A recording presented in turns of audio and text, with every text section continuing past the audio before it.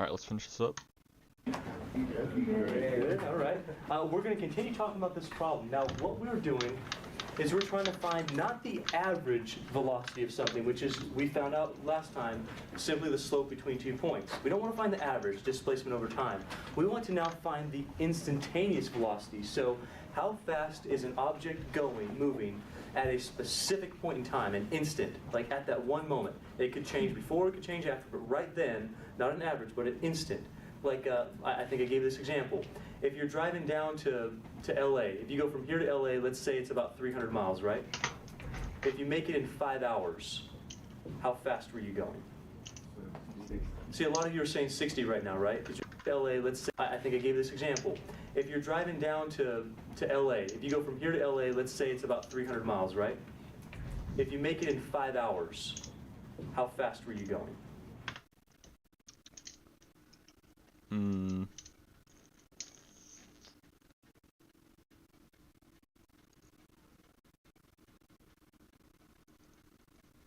300 miles, 5 hours. 60 would be the average. You wouldn't know. Well, at what point though? I guess. Like, what point are you talking about? See, a lot of you are saying 60 right now, right? Because you're doing 300 miles divided by 5 hours would give you 60 miles per hour, true? That would be your computation in your head. However, what you just did was an average velocity, an average speed, as a matter of fact. Velocity, if you want to consider the direction. But that's an average, right? The overall distance divided by the overall time gives you how fast you're going on average. Now, realistically, are you going to be driving exactly 60 miles an hour from Merced to LA? No. Not if you've ever been to LA. Because when you get to LA, you're going like 20 miles an hour. When you're in front, you're like 80, boom, when you're going, right? You're not always going 60, you're going faster, slower, you hit the brakes, a semi-truck pulls in front of you, you flip them off, you go faster, you know? That's just the way it works. So we're not talking about the average velocity here. We want to know, what was your exact speed the moment you crossed the Bakersfield city limit? That's the question we're asking now. What was your exact speed the moment you left Merced? You looked at, okay, I was going 63. Maybe I hit Bakersfield, I'm doing 90, you know? It doesn't have to be 60 all the time. It could be an instant speed. That's what the idea is. What we found out is that in order to find the instantaneous velocity, we came up with a formula that was actually the slope of a curve at a point. That's the same exact thing. The slope of a curve at a point is the velocity of a certain point of that curve. So for us it was,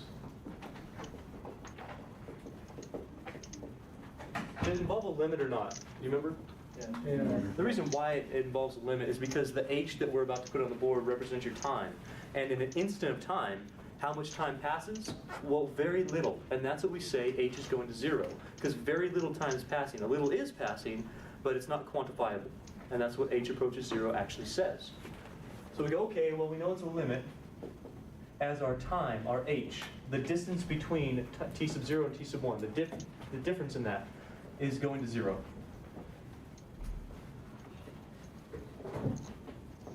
Position after you end minus the position when you start gives you your displacement over h, which is your distance, or sorry, your difference in the times. How much time has elapsed? We're letting h go to 0 because we're now taking an instant of time. What we need to be good at is taking this information, plugging it into this limit, and then using what we know about limits to solve the problem. Let's see if we can do this together. Are you ready for it? So there's two options that you have when computing these instantaneous velocities. Option number one is, well, you could compute it for that specific point, right?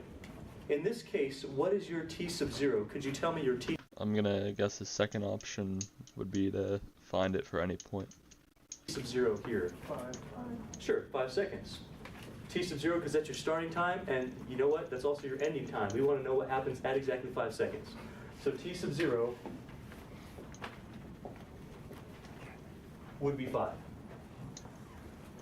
The other option that you have is do it in general for any time and then plug in 5 at the end. Do you remember us doing that last time? We found out the entire instantaneous velocity for any time, and then we just plugged in a number and found out it was the same as what we thought. So we can just plug in those numbers later. Which one did you prefer? Because I don't care. Do you want to do it with the 5 or do it in general and then plug the 5 in? With the 5? Do with the 5, whatever. So what we want to find out is S of t sub 0 plus h. We need to know that. And we need S of t sub 0.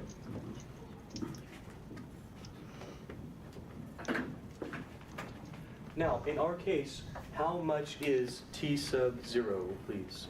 5. So this now is 5.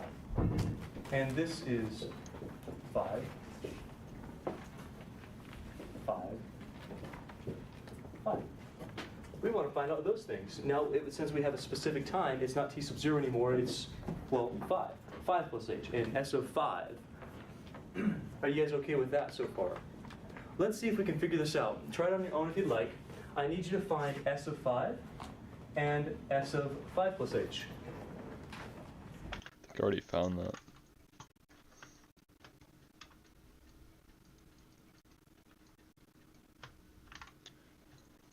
So 100 for S of 5,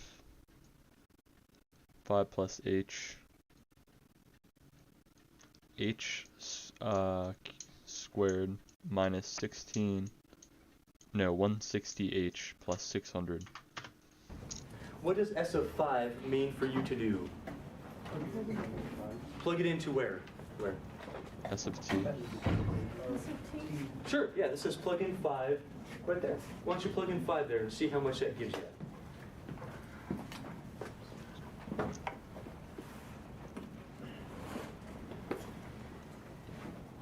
Has anybody done that already?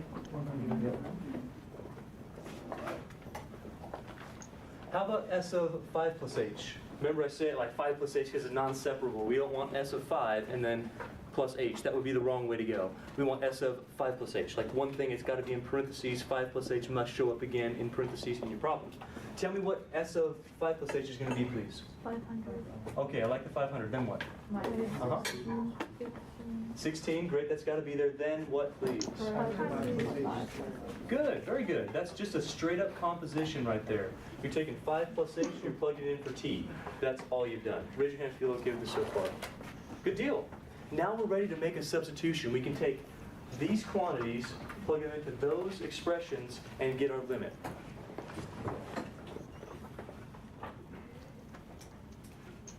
So we're going to have a limit. Instead of S of 5 plus h, I'm going to put this expression that S of 5 plus h is equal to. That's 500 minus 16, 5 plus h squared. This is S of 5 plus h. Do you agree? You sure? What's next? Minus what? 100. Where are you getting the 100? Yeah, that's S of 5. So we have that. All over how much? H. Now it's going to involve some algebra, but I need you to break that up. I need you to distribute that. Can you just do 25 plus h squared? Square this one, square that one. Does that work? Please shake your head. Please show no. No, you're going to have to distribute. So distribute that.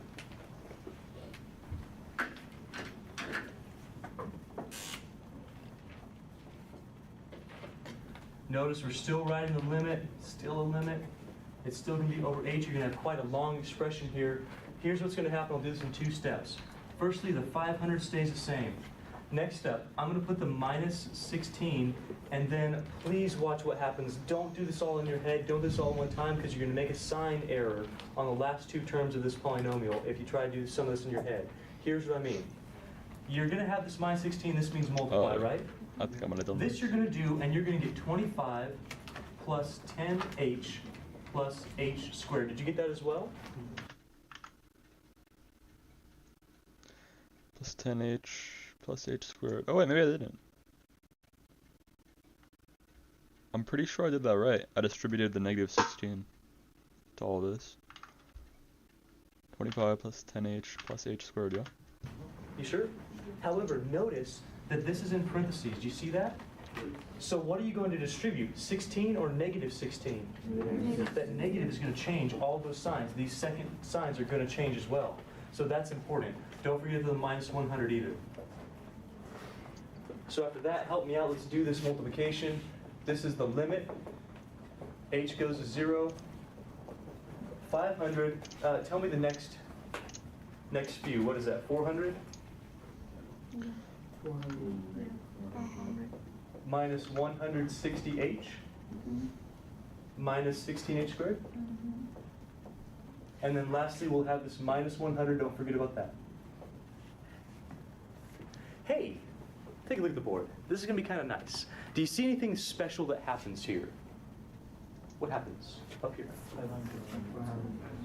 What happens? What happens to all the constants? 500 minus 100. They're gone. You have 500 minus 400 minus 100. Oh wait. Where's the minus 400 come from? Wait, I had that.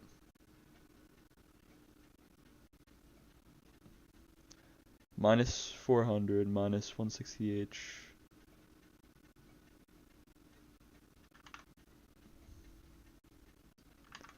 Minus, did I not put the minus 16h? What did I do here? What?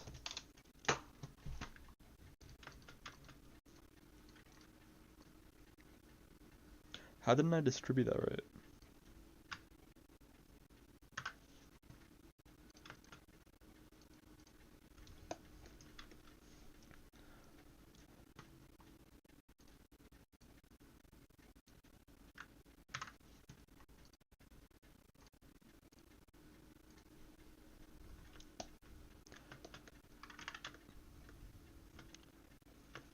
$500 minus 16 times 25. 400.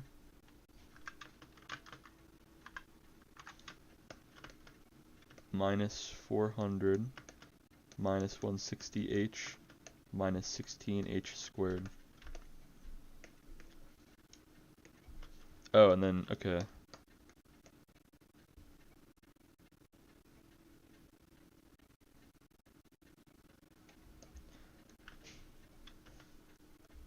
I did something wrong with the signs, I think.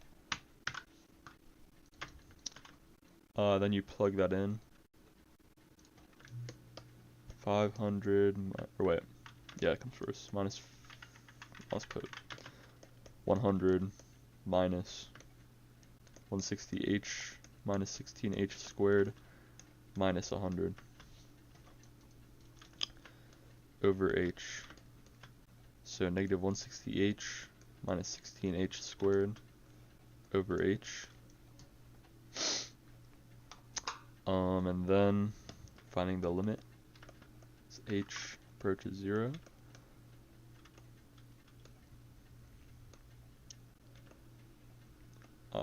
Factor out an h, negative 160 minus 16h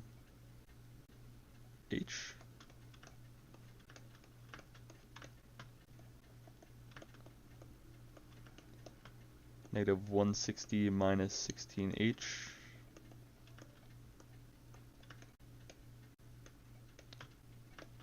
negative 160.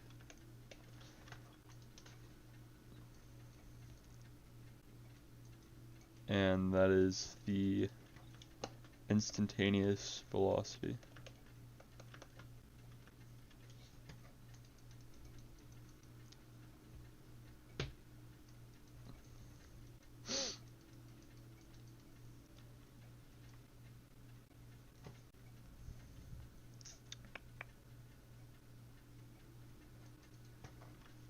It's velocity in meters per second.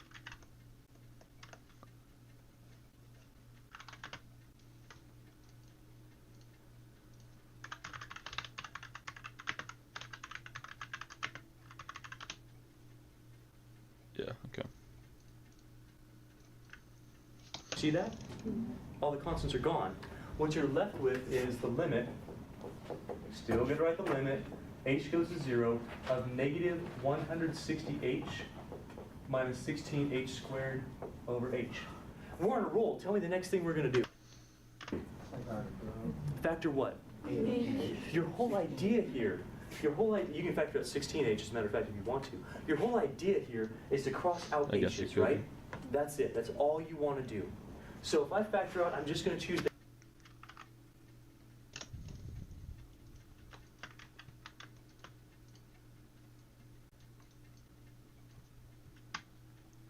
Well, wait, why would you do that though? Because then the h's wouldn't cancel out.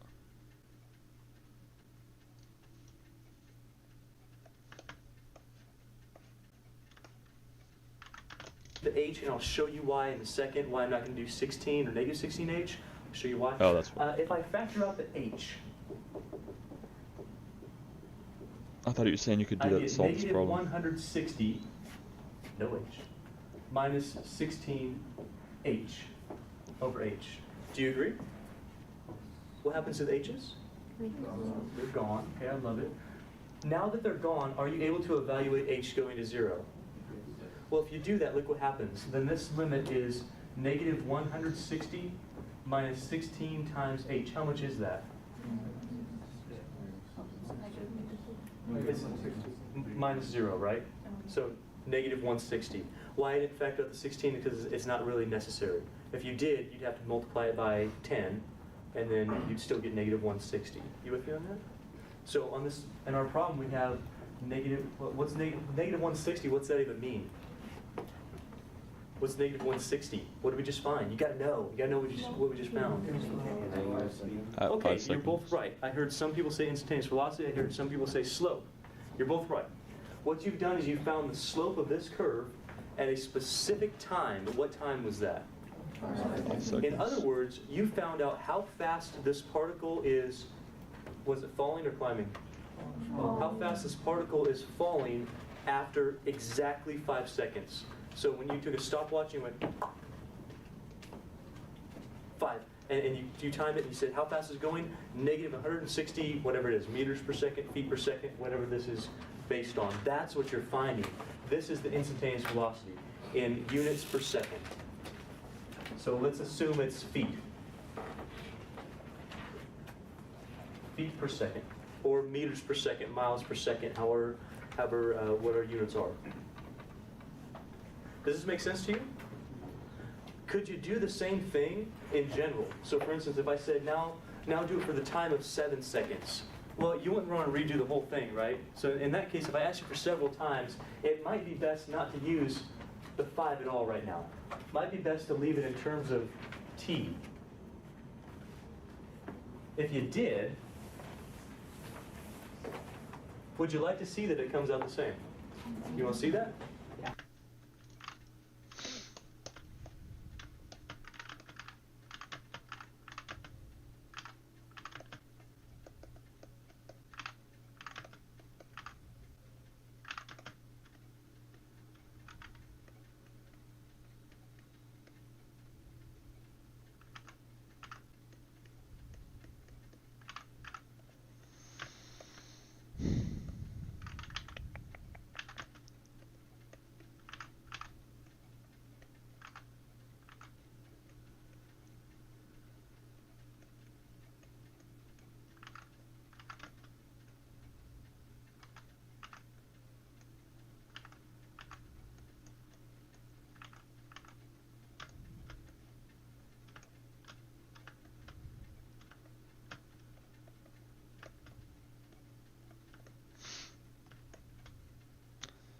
$500 minus 500.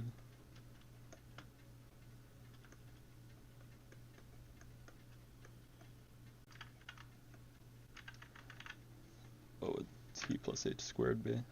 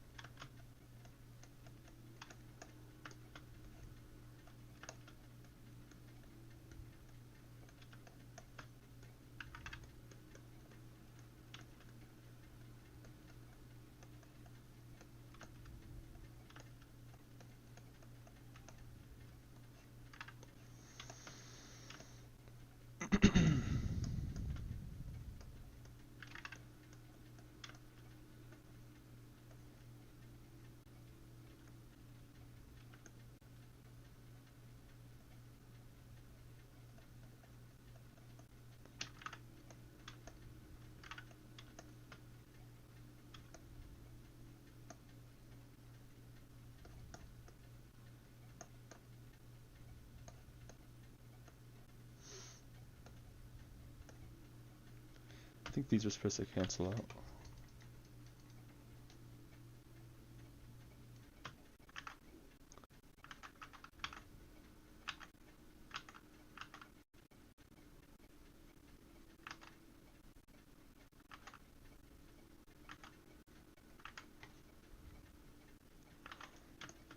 So I think at the beginning, this factors in. This is a plus.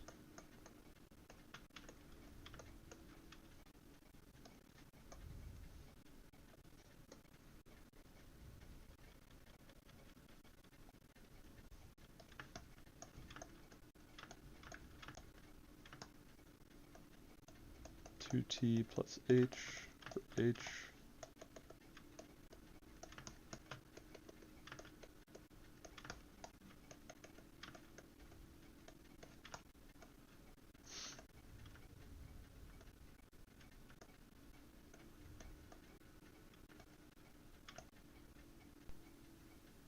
So you'd see really, that's it.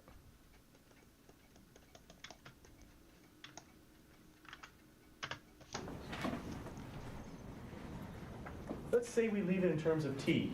What this is going to do is give you a formula for the slope, a formula for the instantaneous velocity, and then you plug the time in later. That's kind of nice.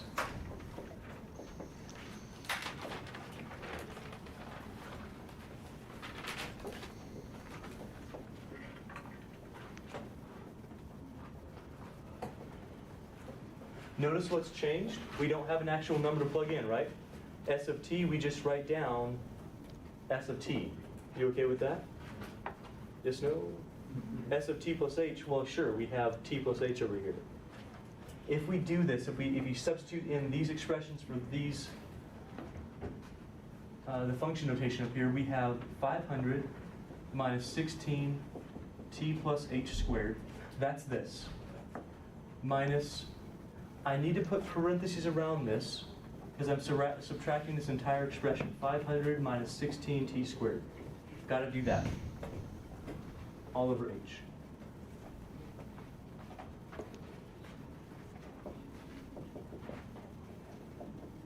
From here on out, man, the calculus is almost done. I mean, all you got to do is do some algebra.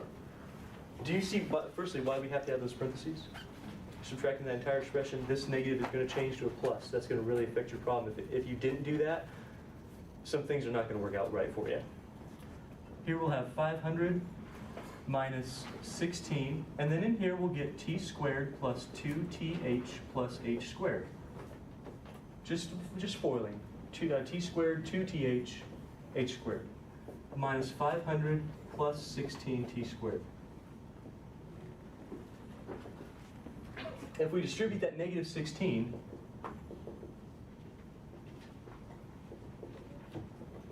negative 16t squared minus 32th. Oops.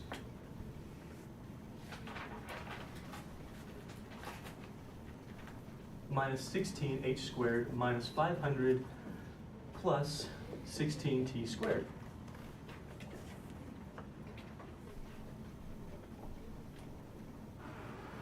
All over h. Hey, I'm doing this fast. If I've made a mistake, you need to let me know. Have you guys been able to follow that? Am I right on that? We're all right so far? So we distributed, got all this stuff together. What's the next thing you're going to do? What do you think? Probably combine anything you can, right? Combine anything you can. So let's look at what happens. What can you combine? What happens up here on my problem? 16t squared. 500s. They're even easier to see here, right? 500, negative 500. What else? Look what would have happened if you forgot to distribute the negative. You'd have negative 32t squared, wouldn't you? The h wouldn't factor out. You wouldn't be able to simplify it. You would be stuck. But here, since we got our signs correct, those are gone. Can you combine those ones? But we can, yeah, we can factor the h out. I'll give you two steps here. We got negative 32th, sorry, minus 16h squared all over h. Yeah, of course we can factor the h.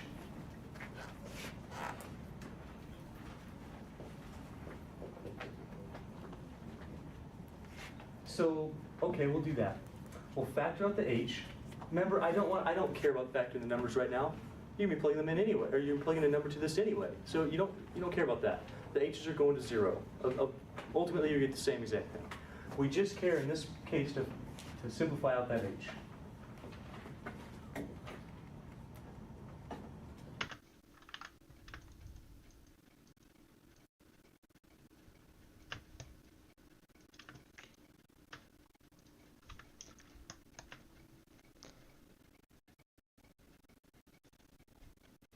How did I not distribute that right? This suck.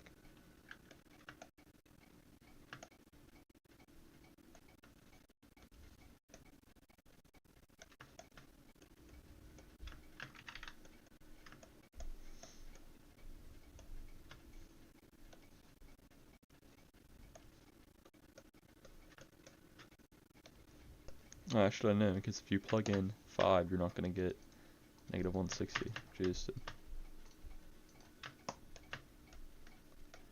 terrible.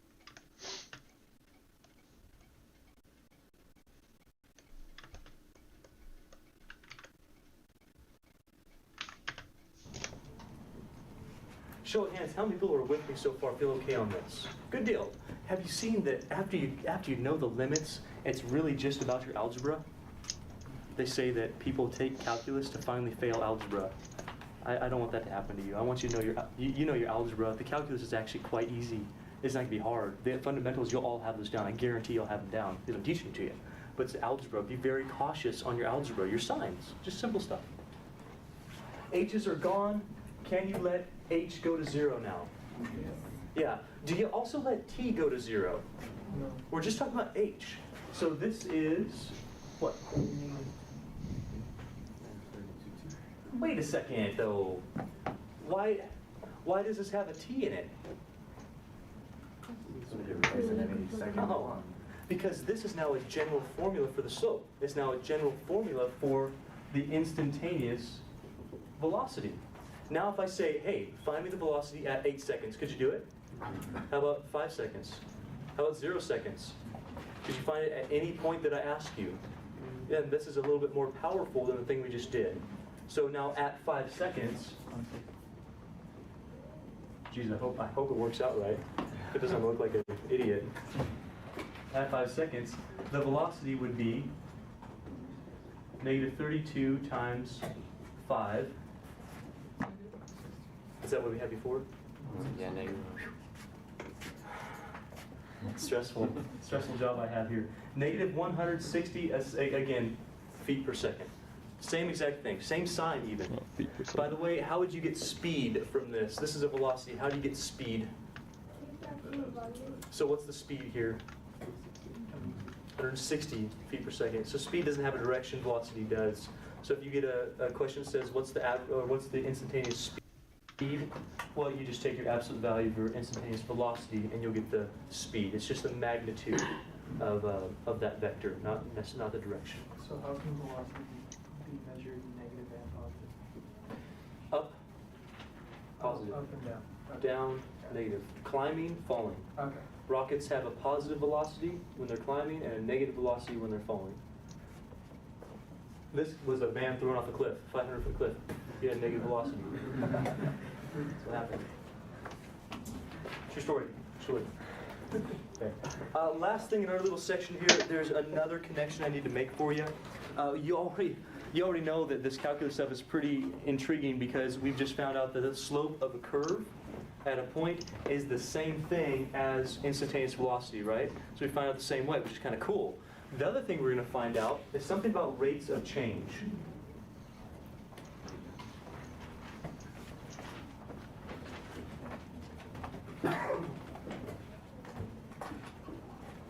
Rate of change. You know, we normally say that what is our rate of change? For instance, if I give you a straight line like this, what is the rate of change? What do we call that? Slope. No, not. It is a straight line already, right? So the straight line can't have a tangent to it. Well, unless they can't have a tangent to it. I'm not going to consider that to be a tangent. The straight line is itself has in and of itself has a rate of change, and we call that rate of change slope. we'd say we're going up 2 and over 1, right? Or going up 1 and over 5, going down and up, all that stuff, that's a rate of change. So slope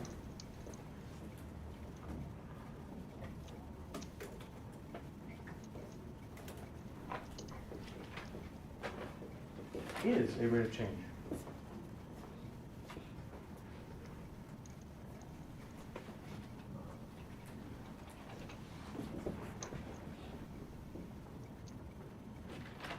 Just a basic example here. What's the rate of change? Why would you say 3 over 1? He's right. Why would you say 3 over 1? That's a slope. Slope is a rate of change. So the rate of change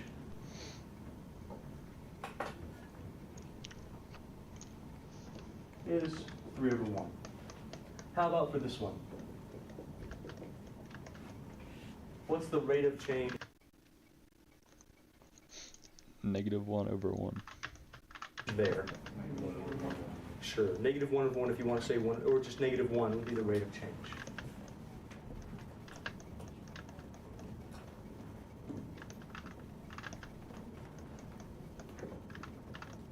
All right. Here's what this says to us. Here's the jump we can make.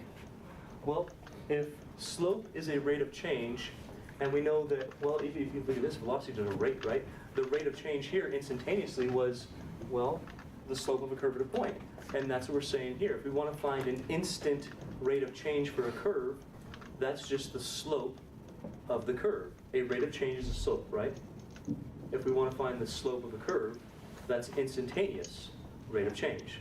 And that's what we're saying. So since a rate of change is a slope, an instantaneous rate of change is the slope of a curve at a point.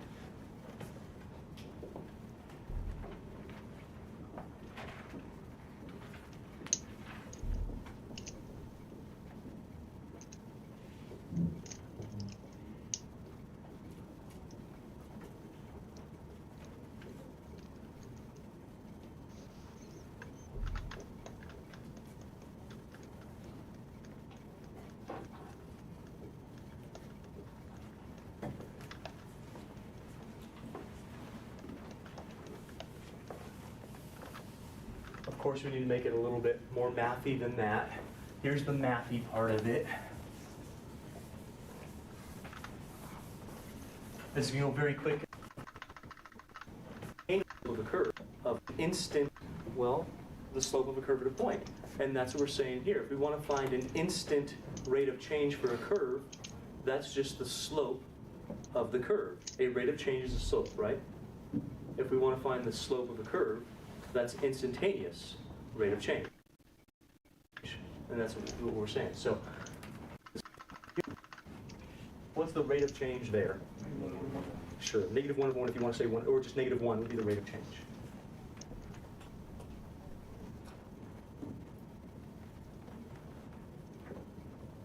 All right. Here's what this says to us. Here's the jump we can make. Well, if slope is a rate of change, and we know that, well, if you look at this, velocity is a rate, right? The rate of change here instantaneously was, well, the slope of a curve at a point. And that's what we're saying here. If we want to find an instant rate of change for a curve, that's just the slope of the curve. A rate of change is a slope, right? If we want to find the slope of a curve, that's instantaneous rate of change. And that's what we're saying. So since a rate of change is a slope, an instantaneous rate of change is the slope of a curve at a point.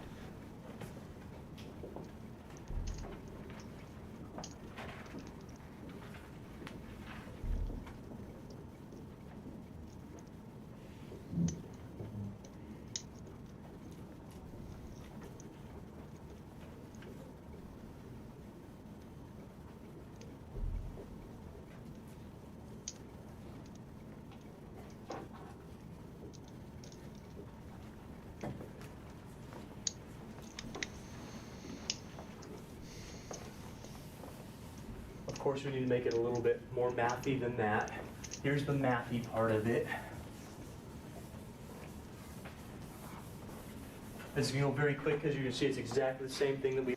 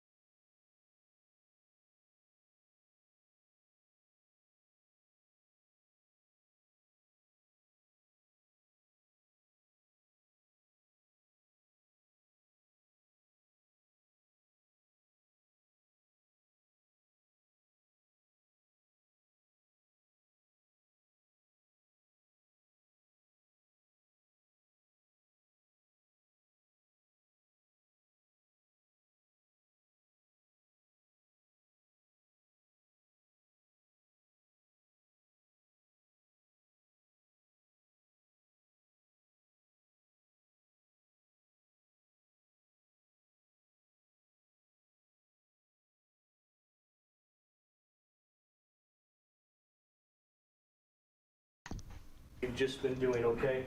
Here's a rate of change.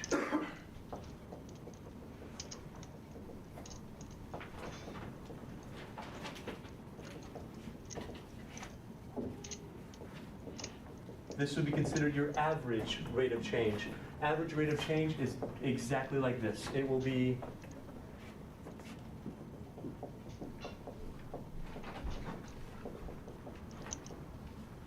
that. Why that? Isn't that also a Secant. In other words, it is the what between 2 points, distance? not the distance. Distance formula not square root. Average. It's the average. That's what it says, average. Sure, but what does this formula give you? Oh, come on, we spent some.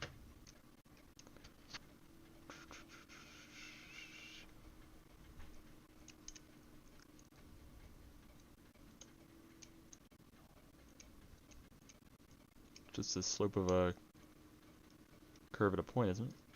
So much Or time the velocity. doing that. What's that formula? Difference quotient. Difference quotient gives you what? Slope. The not the tangent, but the slope of the tangent. Yes. So what is this? This is just slope, right? That's just slope between 2 points. That's what we're saying. The rate of change is a slope. The rate of change is a slope. That's an average rate of change. How I find the instantaneous rate of change is do what to this thing? Add a limit. Put a limit on front as h approaches what? 0. Yeah, so that's how we're going from an average rate of change to an instantaneous. Are you starting to see that every one of these things is almost identical? Average is just a slope, okay? Instantaneous is the limit of that slope. It's saying find it at a point. That's all we're doing. So if this is the average rate of change, the instantaneous rate of change is identical to an instantaneous velocity. It's identical to the slope of a curve at a point. It is a limit as h approaches 0 of the slope. It says, what's the slope as you approach 1 point? That's it. Now, is it acceptable to solve, say we want instantaneous velocity, to first work out our slope of our secant, and then just, once we have that all worked out, then just add the limit to it and solve that way? Definitely not. Because your slope of a secant is going to be an actual numerical value, right? Like 5. Once you take the limit of 5, it's always 5. So what you're saying is, what you'd be implying there is this question. Or maybe I'm saying it the wrong way. Here's the question you're implying. Is the slope between those 2 points, which is your average slope, your average rate of change, understand? Is this slope the same as this slope? Possibly. What about this slope? No. What about this slope, that slope, that slope, that slope? No, no, no, no, no, no. So no, you can't just do the average rate of change and say, oh, this is also an instantaneous rate of change, and take a limit. You can't do that. What you can do is say, I'm going to consider my slope function and then make the h go to 0. And that's a different way of saying it. Okay, that's what I was trying to, like, on the test, we could figure out, solve for, get rid of the h on the bottom, and then add in our limit once we've had it all simplified down, and then solve the limit. Yeah, that's exactly what you're doing here. Okay. That's it. Okay.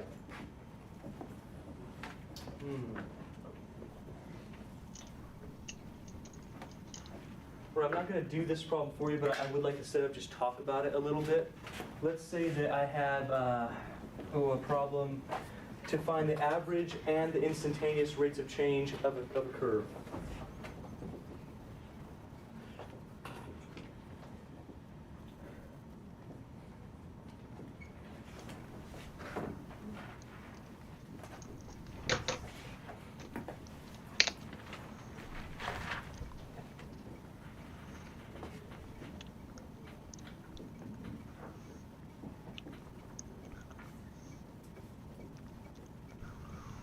The average, I'd like that over 2, 5.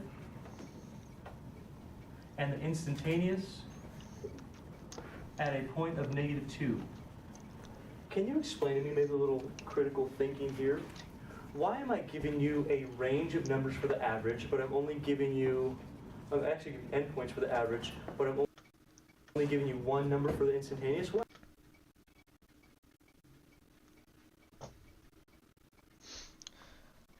Well, because you need a range for the average. but you don't for the instantaneous. Is that? Right? Oh, well, it's not technically at one point, but it's over such a small distance that we consider it to be 1 point, right? So what we want to know here is average is over, yeah, it's over distance of time, right? It's over distance and a time. We're saying compare the distance to this overall elapsed time. How much time elapses in an instant? Pretty close to 0. That's why I give you only 1 point here.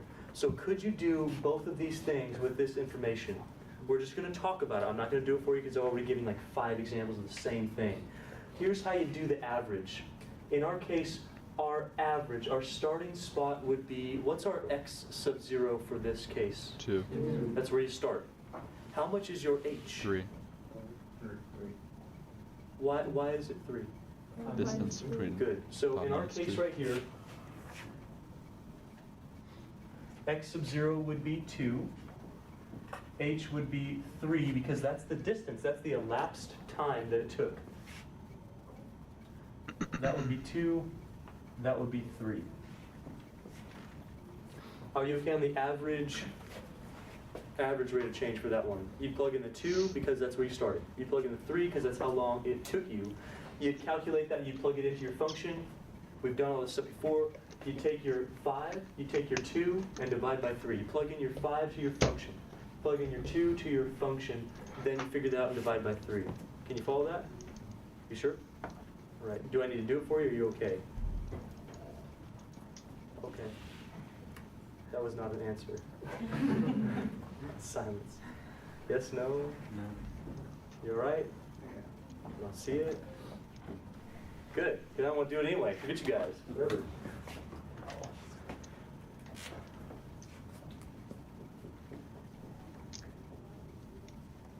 Plug in 5, plug in the 2. What do you get when you plug in 5? What's the function? 7, Oh, 1? it's right there. What do you get when you plug in 2? 8 8. over 3, 71 minus 8. That would be your average rate of change 21. for that one. That's how you figure it out. Plug in the 5, plug in the No, it's the rate of change, so you count that. to your function. I plugged in right here. Then divide by your h. That's average.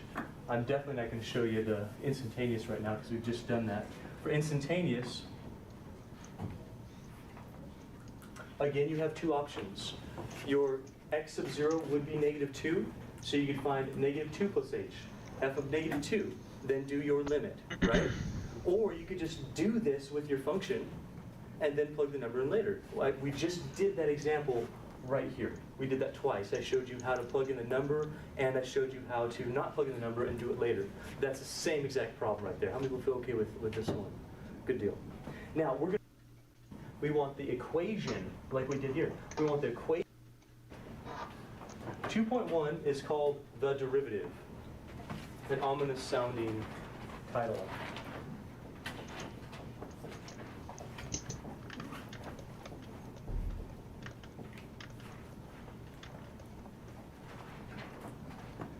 This thing should look familiar.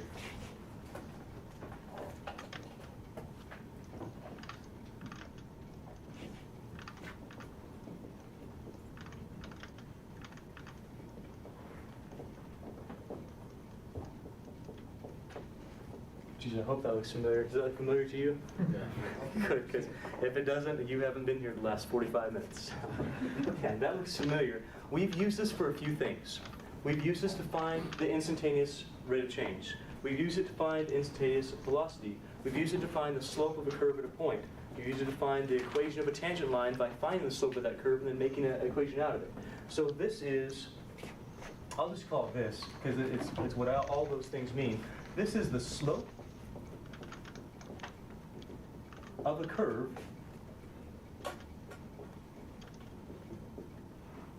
at a point.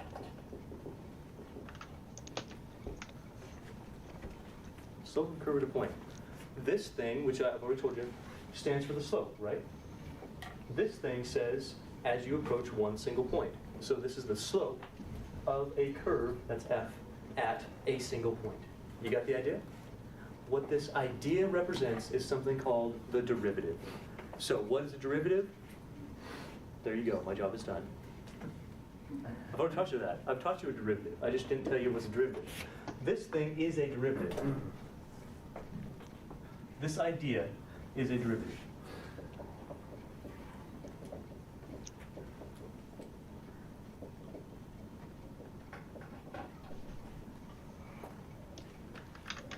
Well, here's the thing about it, all right?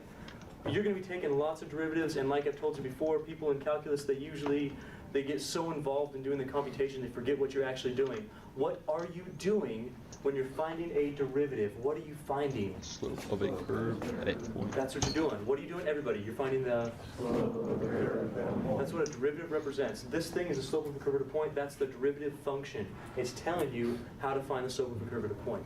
So when we're taking derivatives, that's all we're doing. And there's a special notation for it. The derivative looks like this. That's the function, right, that we're talking about here. How you say go from a function to a derivative, it's very easy. I'll give you some more notation later on. But you go, okay, this is a function. If that's a function, that's a derivative. The little apostrophe thing. It's not a 1. It's not a 1. And it's like that. Some people have a little dash. It's not a 1. The derivative of a function, that's what this says, the derivative of a function, or the slope of this function at any point that I want, is the limit as h approaches 0 of the difference quotient we've already talked about. And you know what? In general, we're not going to have a specific point. So I'm going to erase the x sub 0. I'm going to say we're not going to do this at a specific point anymore. Maybe we'll do that later. What we care about is the derivative function. We want the equation, like we did here. We want the equation for the slope of a curve at a point. You with me on that? We're going to stop doing this for a specific point. We might plug in some afterwards, but I want the function itself, because what you found out in the last example over here was, if I told you to plug in more than one point, that gets pretty cumbersome and tedious, right? If you do it for every single point, that sucks. We want to find out this thing, the function, and then be able to plug in any amount of time or any x value that I want. That's better. So I'm going to leave off the x sub 0 signifying a specific fixed point. I'm going to say just find me the general function for the derivative function. And that's that. This is the derivative of f with respect to x. The derivative of f with respect to x says the derivative of that function named f, taking x as our variable. Also, you can say this as prime, like Optimus Prime, very cool, but f prime. So this would be like the, never mind, whatever it is. Oh, math dorky on you, doesn't matter. F prime of x. Say that with me. Yeah, f prime of x. That means the derivative of that, of f with respect to x. So f prime of x. How do you say that? Let's see. We got time for a couple examples. Would you like to see a couple more on how to do these derivatives? Now we get to call them derivatives. They do imply that it is a instantaneous rate of change, an instantaneous velocity if you're dealing with a position curve. The slope of a curve at the point if you're just dealing with a basic old function. You want to see some examples? Position curve. The instantaneous rate of change, an instantaneous velocity if you're dealing with a position curve. The slope of a curve at the point if you're just dealing with a basic old function. You want to see some examples? Let's do this thing.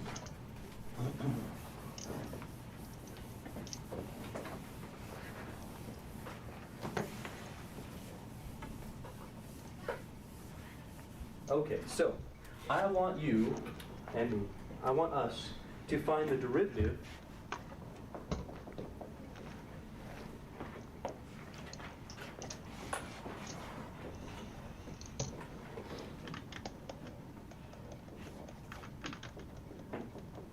of this function.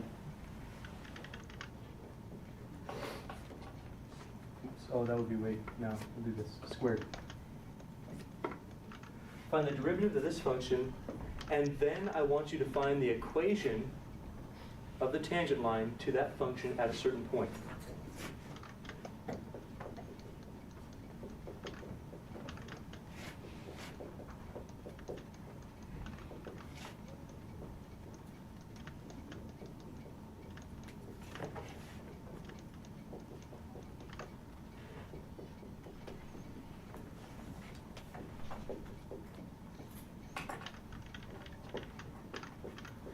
Hint, hint, that's a great test question.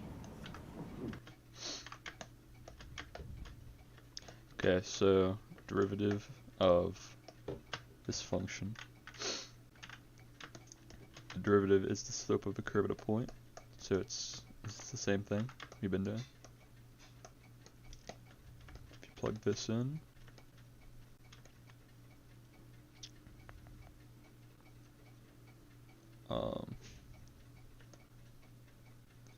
2x of x plus h squared minus 3 minus 2x squared minus 3 for h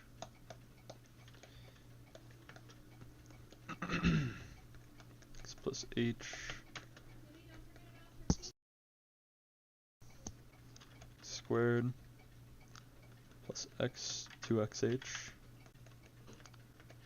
plus h squared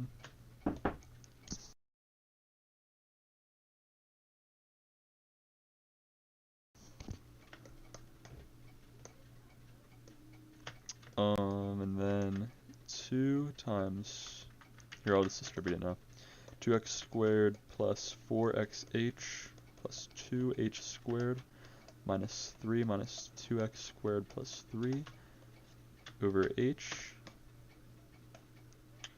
I need the limit.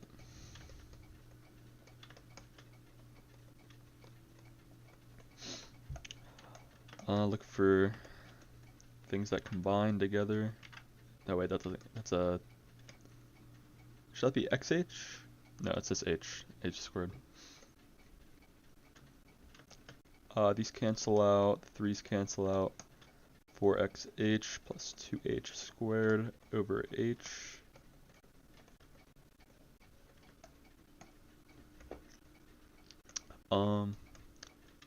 Factor out an h for x plus 2h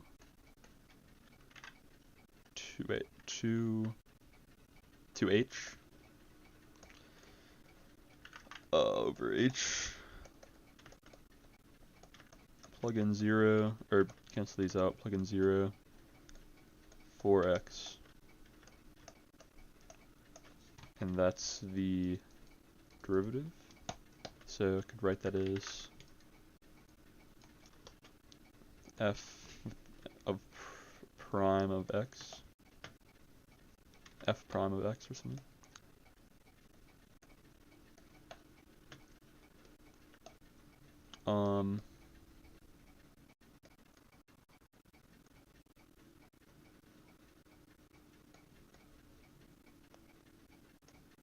Find the tangent, equation of the tangent at 2, 5. So if you plug in 2 here,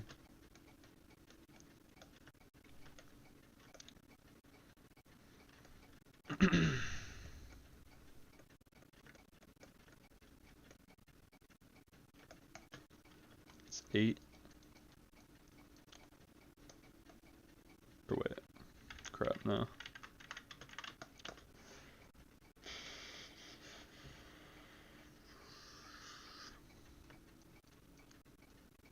This is still the slope. This is the slope.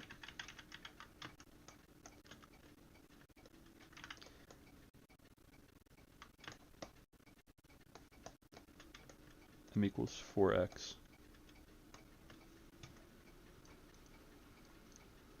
And then plug that in the point slope.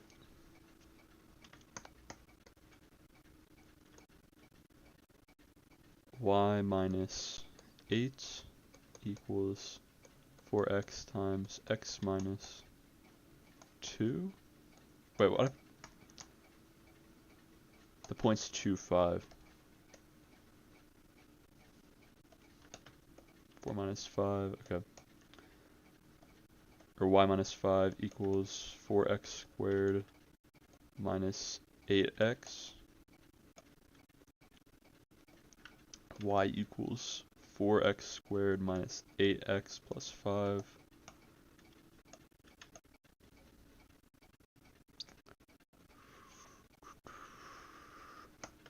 Should be the equation.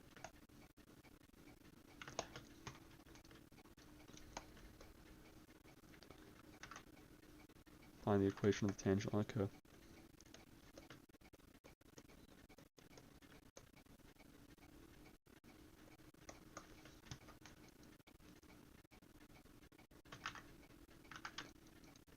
Do we keep this symbol here, I wonder?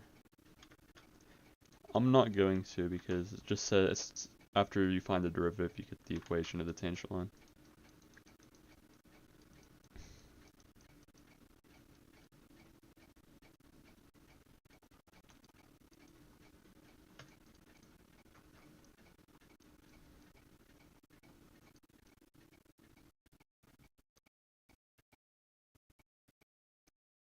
I don't know, like, the right. What is this the derivative?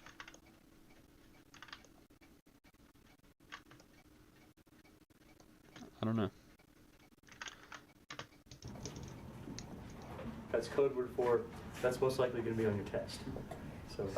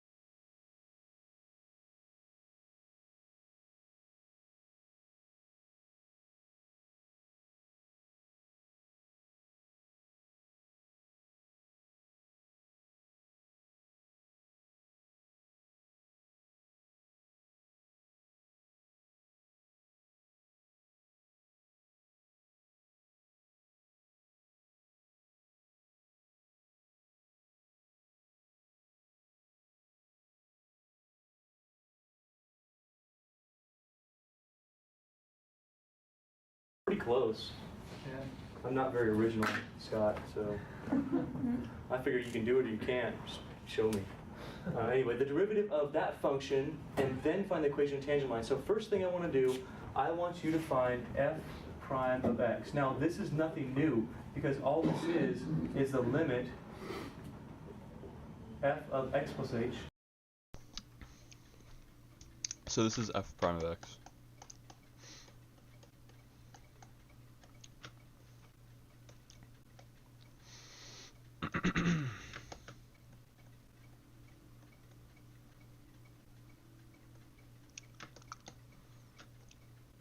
I don't think this would even be f of x, this would just be, well, it could be, I guess. But for an equation, you could just put y probably. Minus f of x all over h. And I've showed you several times on how to do that, yeah? I showed you that I need you to label out f of x plus h and label out f of x. And if you can do those things and you can substitute them into those expressions and you can work the algebra, this actually works itself. Not too bad. The calculus is very easy. The algebra, you just have to manipulate it. Tell me, what is f of x in this case? You already have it. Everybody, what is it? Yes, that's f of x. Now I need you to be able to find f of x plus h. X plus h. That means x plus h should show up in parentheses in your problem. Tell me what it is. 2. Okay, I like the 2. Then what?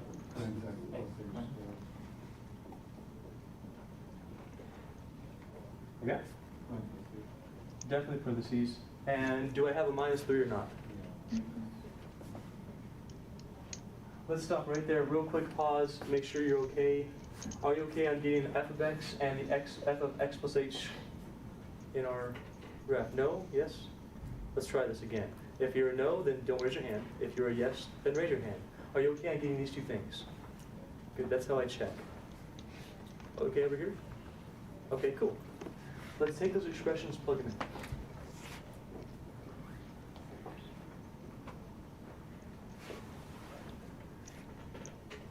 So instead of f of x plus h, I've got 2x plus h squared minus 3 minus, here's my f of x plus h, I've already got that. Now I want to subtract f of x, which is 2x squared minus 3. Tell me the gigantic flaw that I have on my board right now.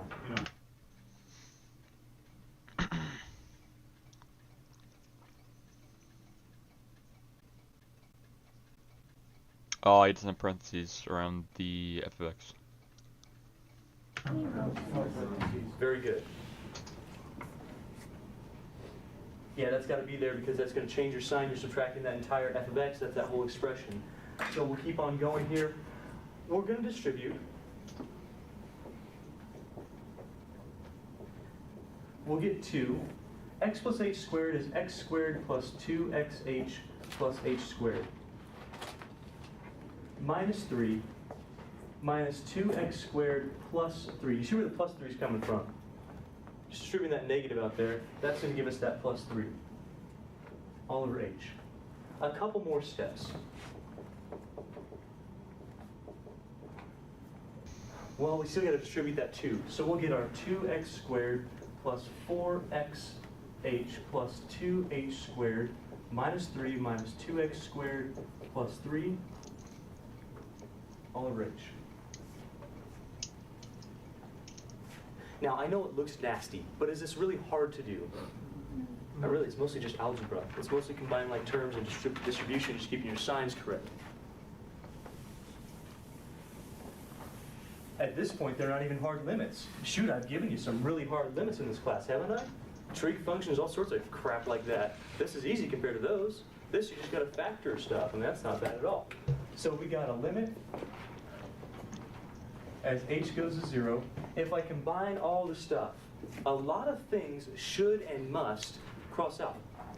And otherwise, basically, here's the point. If you don't cross out everything with an h, everything that doesn't have an h in it, it's not going to work out for you. Because you're going to have to factor this h out at some point, or be able to work with it in some way. So the x squareds are gone. The 3's are gone. I get 4xh plus 2h squared.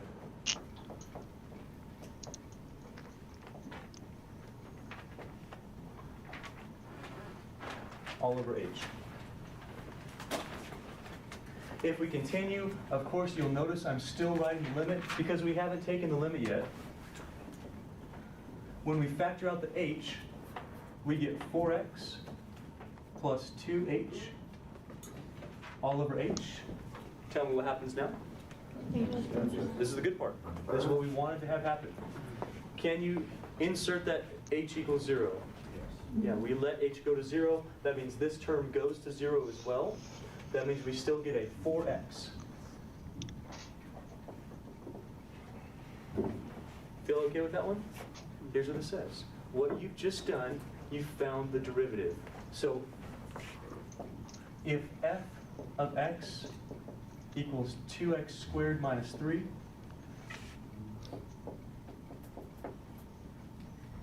f prime of x, that's the first derivative. The first derivative of f with respect to x is 4x. Okay. What did you just find? Derivative. Oh, slope. The slope. The slope of what curve? That's what it is. Slope of a tangent line, sure, at some point. Slope of which curve? F of x. This curve. Does this change for other curves? Yes, the derivative is different for every curve. Right? What you found is the slope of f, the slope of this curve at, well, which point?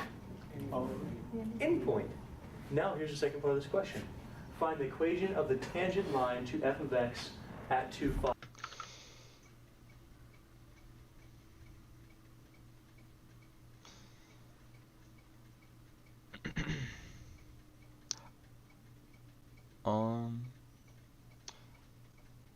Since the point's 2, 5, if you plug in 2, the slope is 8. So actually, you could substitute 4x for 8 probably, right?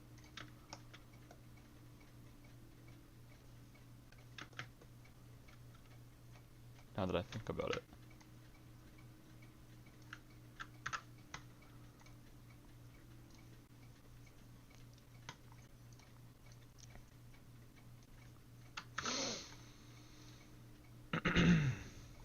And then I would get an slope-intercept form then. 8x minus 16 equals y minus 5. Add 5, y equals 8x minus 11.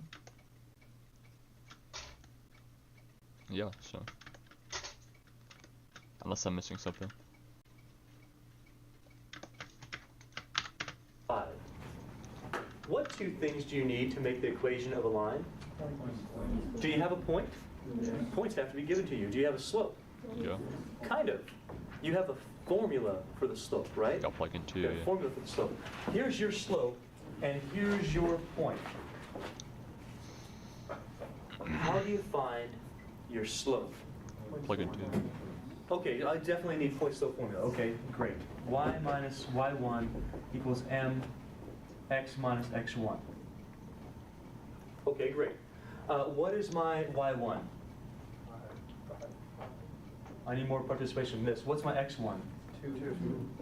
So would you agree I'm going to do y minus 5 equals x minus 2? Would you agree with that? The question is, and this is what I asked you originally, what goes there? 8. Some people would give me a number, some people would give me 4x. Listen, if I want the equation of a tangent line, I want the equation of a tangent line specific to this point. If you put 4x in here, Any points. Yeah. this gets nasty. Right? This gets nasty. Don't do that. If I want the equation of a tangent line, I want y equals something x plus something. I want an equation of a tangent line. Tangent line is a straight line, right, for us here. That's what I'm talking about. So tangent lines are straight lines. I don't want 4x. That was what I'm trying to say. That's the formula for your slope. That's not the slope itself. That's the formula for your slope at any point. Tell me, what point am I talking about? Good. What's the x value for my point? 2. Plug in 2. So the slope will be, look at f prime of 2. F prime of 2. this says this. It says this is the slope at the Oh, yeah. point x equals 2. Do you see the notation? The slope at 2. The slope at 2 is going to be 4 times 2 or 8. That is my slope. That's how you find your slope. You deal with your slope function, the slope formula, you just plug in your x value. How many people saw that, feel okay with that one? Because I have a lot of people get stuck here, they go, well, what do I do? I just have the derivative. What do I do with the derivative? If they sound like that, I don't know. But you plug in your x value, that's how you find the slope. This is only a formula for the slope. You got to use it to find the slope. The slope is at, well, your x value, 2 in this case. If it was a different point, it'd be a different x value. I could just say at x equals 3. You could plug in 3. Just plug in the value, that will give you your slope. After this, very elementary. Add 5.